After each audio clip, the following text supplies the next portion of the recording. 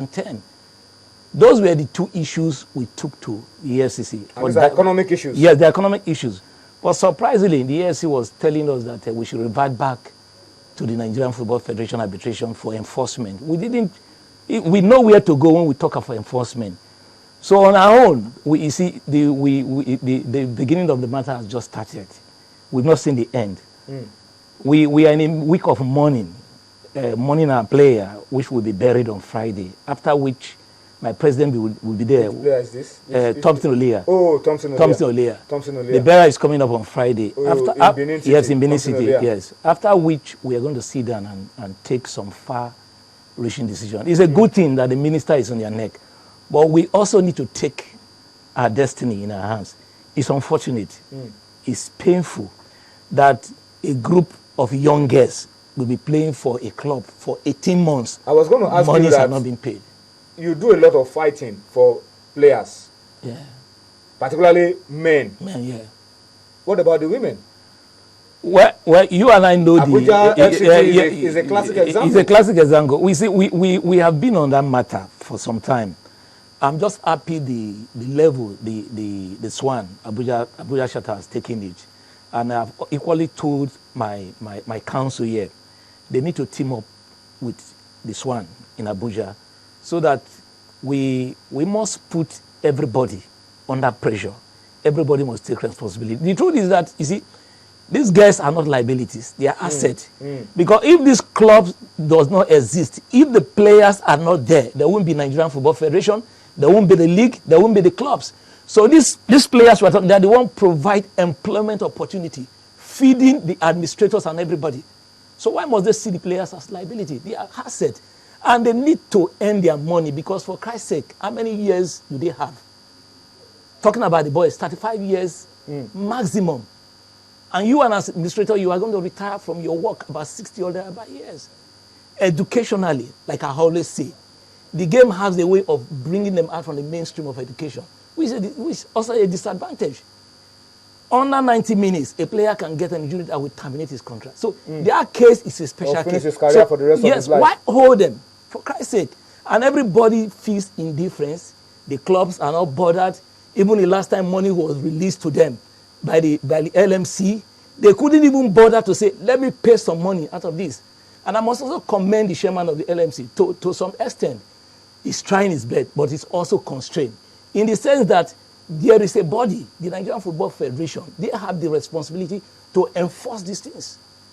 I was going to ask Austin Popo that, don't you get frustrated that all these efforts that you are putting in with APFON, with your congresses, with even the latest one of AFCC and all of that, that with all of these things, it doesn't look like these people are listening. Don't you get frustrated sometimes? No, the truth is that it's going to be face by face. Like I told you, we also have our strategy. It's so clear that within the system, nobody is ready to do anything.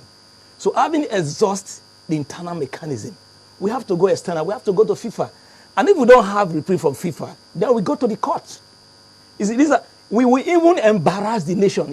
You see, the president of this country needs to hear about this matter. If they are not, there are certain things I cannot disclose to you, but we are on top of the matter. We are not going to sleep over it. These guys have worked. Let them be paid. It's their money. You can't just sleep over issues and think your concentration should just be on the national team. No, things need to change. Let's come back to the issue of EFCC case and of course the Atlant matter. EFCC have told you go back to arbitration.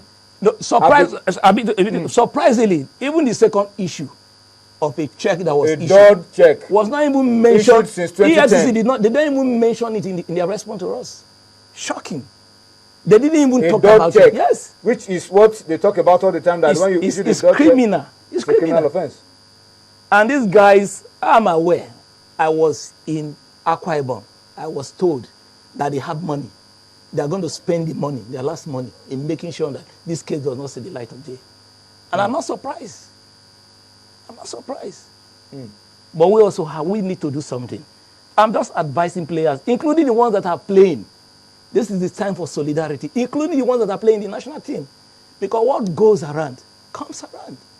That is the truth. That is the We truth. talked about Thompson Olea now. I mean, just a digression. Thompson Olea will be buried in Benin on Friday. On Friday. Unfortunately, Thompson Olea won the Nations Cup for Nigeria in 1994. And he played. He had three Nations Cup. Yeah. And a World Cup. Yeah. It's not mean player. It's not another player. A big national team player. So if national team players now feel that this thing can't get to them, maybe they need to listen to Thompson Olea's story. Olea was promised alongside the 1994 squad of houses in Abuja or Lagos, wherever they wanted it, but it didn't get his. Unfortunately, it's no more. Now there are three. Yekini is gone, Uche Okafor is gone, now Thompson Olea has gone. The truth is that I think I have a different position on this particular house matter, Okay. because when Thompson Olea died, the first person I had to call was Edema Fululu. Who was his teammate in 1994? Yes, who is also the director of finance of AFON. I called him because I wanted to find out what actually happened. To the house bombing in 1994. I said, well, you remember that as I'm talking to you, he has gotten his house. Okay. And is enjoying. In Abuja? In Abuja, yes, he has gotten his house in Abuja. So I just wanted to find out. The truth is that even if they promise to give you something, you know the way our system operates, you still need to make some move, which he did. So he has told us what to do. And after the burial, we ask some of those players who are here to get their own. We will do a kind of compilation. Then the union will need to take it up if they are willing and get the houses for them. So that is my own position, because if a member, if one of them has already gotten, I'm sure I don't know whether there's anybody. Something must have been wrong for others not to have gotten. So we look at those issues. I don't want to blame anybody on that. All right, let's allow you to be a part of what we're saying, because this is really very crucial in terms of what impact this will have on the state of our football. We need to begin to do things properly and begin to reward those who sweating it out, getting injured, risking their lives for the game. So please join us. You know how we do it, via feedback on Sports Tonight. We'd like to hear from you. We want you to talk to us and take advantage of our platforms, as you can see on your screen. Take advantage of all of these. Talk to us. Tweet at us. My handle is showing on your screen at @Tonite. And of course, Dumnodio Konta is at the other end. You can also tweet at him.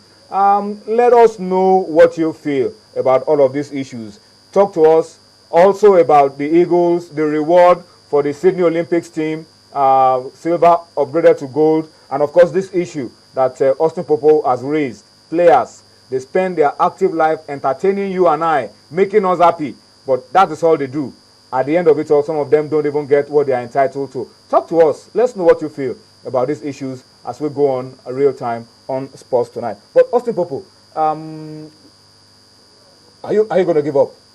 Because I don't understand why you keep fighting for a cause, and it doesn't look like let me tell you the history of players unionism all over the world. It started from England. At a time, at one point in time, the players of Manchester United, they were expelled. They call them the outcasts today. So this thing is a process. It will catch up. So the truth is that the players must get behind the union. You see, if something is happening, like in the last congress we did, in the last conference we did for the club captains, we had to make sure that a forum was created for the club captains, which Odinga, the captain of Sharks, is the chairman, and the other guy for Kano Pillars is the vice chairman, Joel, I've forgotten his name. Afelokai. Yes, Joel because we are trying. Yes, we are trying to make sure that they also take responsibility. You understand me? So it's no longer going to be business as usual, because their life is at stake. The only thing the clubs are interested in, they should just play football. At the end of the day, what happens? Well, Austin Popo, I must say thank you to you for coming on Sports Tonight. This is not the end of the matter. We will give you all the support that we can. Like I told you, after Olia's burial, we're going to hold a serious in-house meeting. The executive is going to meet, and we are going to take a far-reaching decision. I will let you know. All right, Austin, we wish you all the best of luck. Thank you. We wish you all the best of luck. Thank you. All right, we'll go on a quick break now. When we return from this break, we'll be talking to the General Secretary of the Sports Writers Association of Nigeria, Abuja chapter. We need to hear from them why they are interested in sorting out the issue of these FCT queens. We'll come back with that after this timeout. At first, it's only anticipation that something is about